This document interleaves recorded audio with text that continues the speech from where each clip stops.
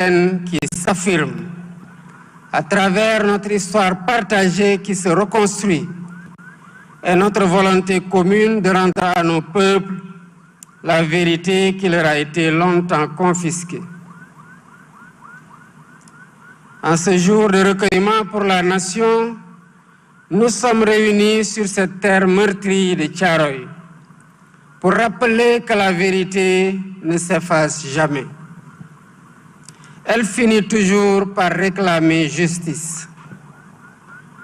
C'est le sens de notre présence ici, pour honorer la mémoire des tirailleurs sénégalais, héros africains venus de divers horizons, qui ont versé leur sang pour la libération de la France. Leur sort fut tragique une fois la mission terminée, puisqu'ils furent brutalement assassinés par l'armée coloniale, leur seul tort étant d'avoir réclamé le paiement de leur dû, la reconnaissance de leur dignité et le respect de la parole donnée.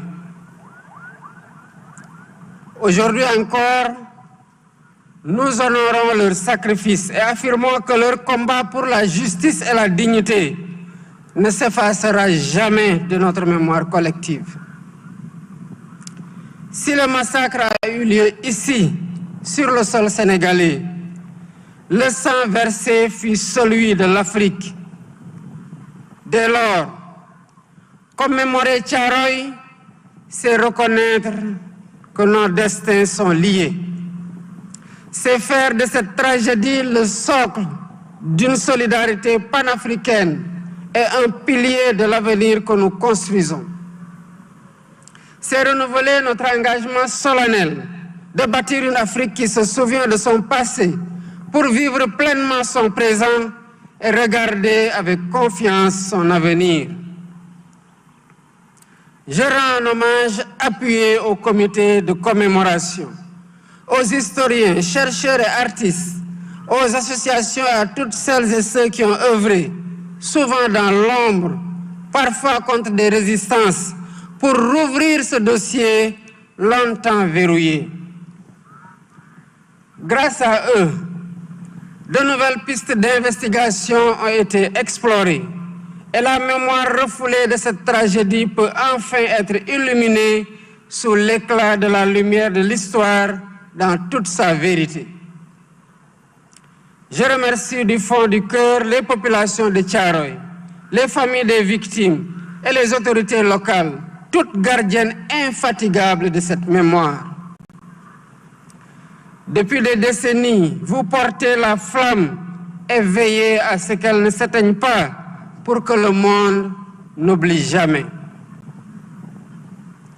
Je salue également notre vaillante armée, héritière de l'histoire de tous ces soldats qui ont servi avec honneur. Merci pour votre engagement dans la préservation de cette mémoire commune.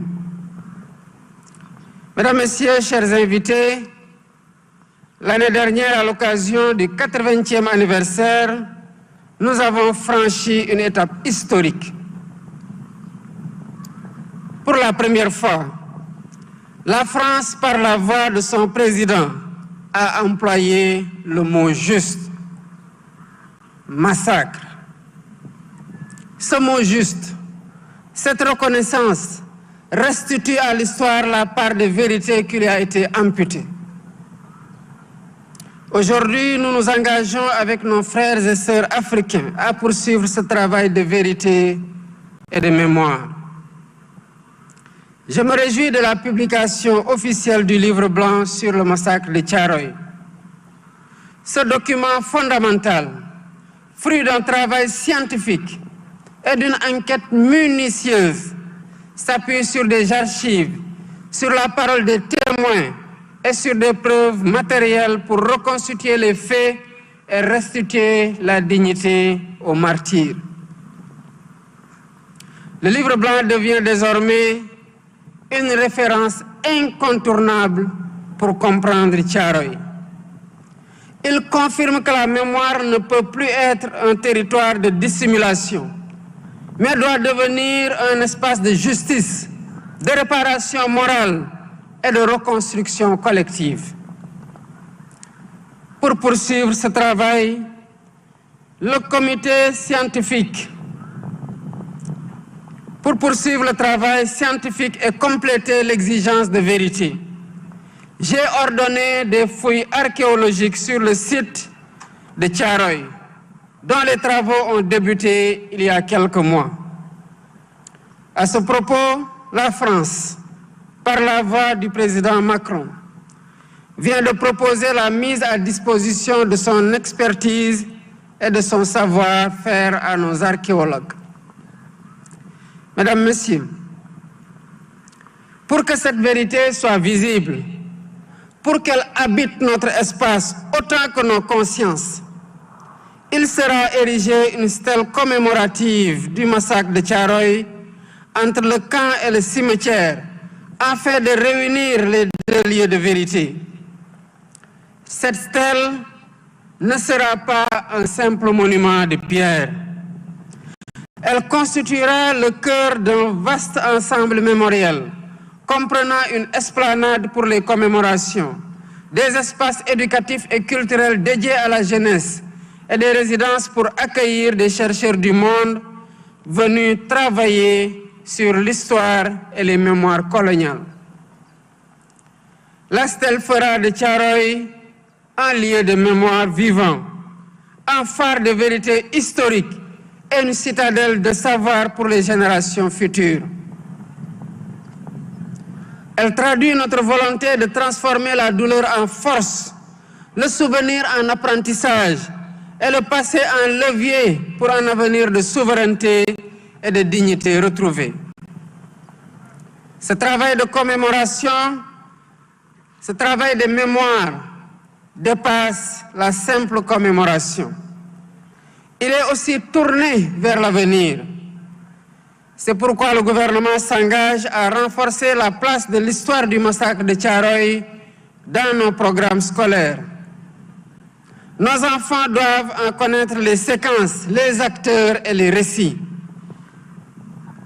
Ils doivent comprendre les mécanismes de la domination coloniale et la valeur de la résistance. Cette transmission est le fondement même de notre conscience nationale, de notre citoyenneté et de notre engagement panafricain. Thiaroye n'est pas qu'un fait historique, c'est tout un symbole. Symbole de la violence du système colonial, mais aussi symbole de la résistance africaine et de notre soif irrépressible de liberté et de souveraineté. La dignité n'a pas de prix. La question des réparations et de la justice doit désormais être posée sereinement, mais résolument, dans un dialogue fondé sur la vérité historique et le devoir de justice envers les familles des victimes. En conclusion, le combat pour la mémoire de Thiaroye est un combat pour l'âme du Sénégal et pour l'âme de l'Afrique.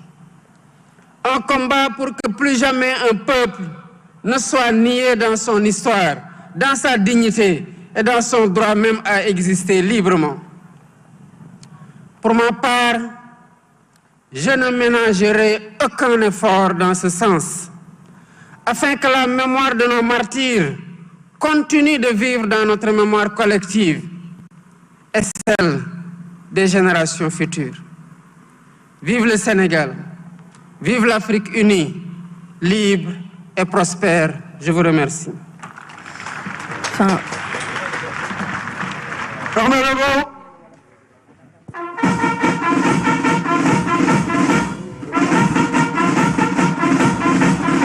Présentez. À l'instant. Nous venons d'écouter le discours du président de la République, Bassirou Diomaye Faye.